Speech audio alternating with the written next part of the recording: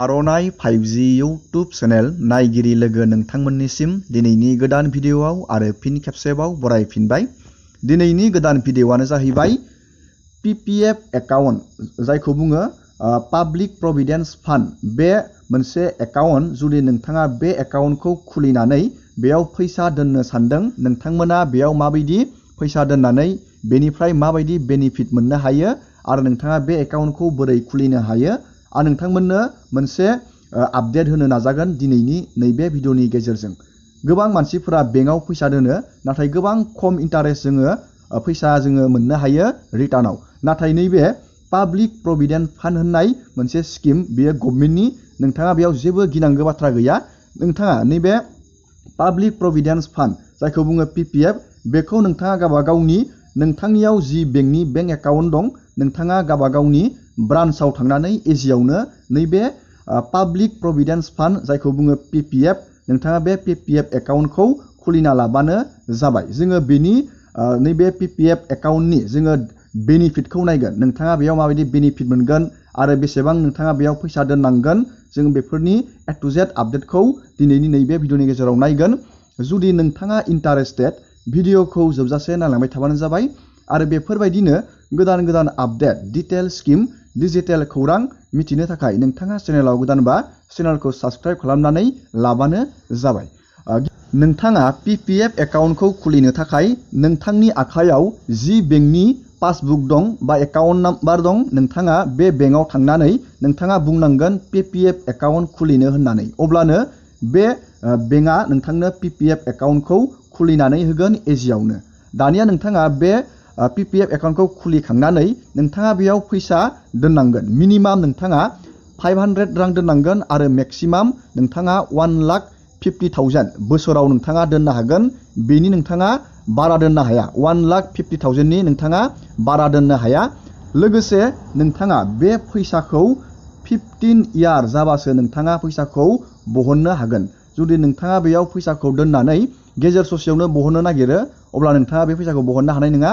नोंथाङा नैबे 15 इयार जाब्लासो नोंथाङा बे PPF एकाउन्टनि फैसाखौ उइड्र खालामनो हागोन आरो गोबां नोंथाङा बेयाव बेनिफिट मोननो हागोन। जोङो दानिया बेनिफिटखौ नायदिनि।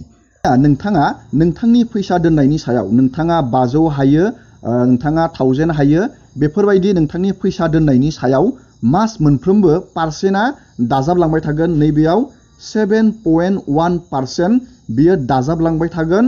15 इयारालागि 15 इयारालागि बे पारसेन्टआ दाजाबलांबाय थागोन। आं नोंथांमोननो केलकुलेसन खालामनाबो दानिया देखायनि बेनि बेनिफिटखौ नोंथाङा माबायदि मोननो हागोन। दानिया जोङो नायगोन, जुदि नोंथाङा PPF एकाउन्टआव रां दोनो, अब्ला नोंथाङा बेनिफ्राय माबायदि इन्टारेस्ट रेट मोननो हागोन आरो नोंथांनि फैसाया बोरै बारायगोन, जोङो बेनि आपडेटखौ नायदिनि। आं नोंथांमोननो बुंखांबायमोन, नोंथांमोना बे PPF एकाउन्टआव 15 इयार 15 बोसोरनि थाखाय नोंथाङा रांखौ दोननांगोन आरो नोंथांनि फैसा दोननाया एड जालांबाय थागोन। जेब्ला नोंथाङा बोसोराव 10 थाखा रां दोनो, अब्ला बे राङा नेक्स्ट बोसोरनि थाखाय बेयो 20 थाखा बेबायदि एड जालांबाय थागोन आरो बे फैसानि सायाव नोंथाङा इन्टारेस्ट रेट मोनबाय थागोन। नैबेयाव नोंथांमोना नुनो मोनदों 7.1 बेखिनि इन्टारेस्ट रेटखौ मोननो हाबाय थागोन। नोंथांमोननो आं नैबेयाव केलकुलेसन खालामनानै देखायनि। जेब्ला नोंथाङा बेयाव 1000 रांखौ नोंथाङा बोसोराव दोनगोन, 1000 रांखौ नोंथाङा बोसोराव दोनो, नैबे 7.1%नि हिसाबै 5.92 बेखिनि राङा जायो। अब्ला नोंथाङा नैबेयाव नुनो मोनदों टटेल नोंथाङा नैबेयाव बोसोरसेनि बेयाव आङो दाजाबदों, बोसोरसेनियाव नोंथाङा मोननो हागोन 462 बेखिनि रांखौ नोंथाङा बोसोरसेयाव मोननो हागोन। जुदि 1000 राङै नोंथाङा फैसाखौ दोनो, अब्ला टटेल नोंथांनि 1000 रां दोननाय हिसाबै बेयाव बोसोराव जायो 12,000 रां जायो। अब्ला बे नैबे 462 बेखिनि राङा नैबेयाव दाजाबदेरगोन, नोंथांनि मेन बेलेन्सजों नैबेयाव दाजाबदेरगोन। दानिया बेयाव दाजाबदेरनानै 12,462 बेखिनि राङा जागोन। दानिया नैबे बोसोरसेया थांबाय, बेबायदिनो बोसोरा बारलांबाय थागोन, नैबे फैसाया एड जालांबाय थागोन। दानिया बेखिनि फैसाया नोंथांनिया एड जाबावगोन आरो नेक्स्ट बोसोरनि थाखाय बेयो एड जागोन आरो नैबे फैसानि सायावबो नोंथाङा इन्टारेस्ट रेट मोनबाय थागोन। नैबे 7.1%नि हिसाबै नोंथाङा बेयाव मोनबाय थागोन हमना ला आं नैबेयाव बेखिनि बोसोरसेनि जोङो प्रफिट आरो नोंथांनि फैसा मुल फैसाखौ जोङो बेयाव दाजाबना होनि बेयाव दाजाबना होनानै नोंथाङा नैबेयाव नुनो मोनगोन बेनि इन्टारेस्ट रेटआबो 7.1% हिसाबै नैबेयाव बारायबाय आरो नोंथाङा नैबे नेक्स्ट इयारावबो नोंथाङा 1000 राङै दोनोब्ला बेफोरबायदि फैसाया इन्टारेस्ट रेटआ बारायलांबाय थागोन अब्ला नोंथाङा नेक्स्ट 2 इयाराव नोंथाङा टटेल बेनिफिट हिसाबै मोनहैगोन नैबायदि 1346 रां बेफोरबायदि नैबे फैसाया आरो नेक्स्ट इयारनि थाखायबो बिदि दाजालांबाय थागोन दानिया जोङो बेनि मोनसे आपडेट नायबावनि नैबेयाव मोनसे चार्टनि हिसाबै आं नोंथांमोननो देखायनि जुदि नोंथाङा 1000 नोंथाङा 1000 जुदि रां दोनो अब्ला नोंथाङा बेयाव प्रफिटखौ बेसेबां मोनहैगोन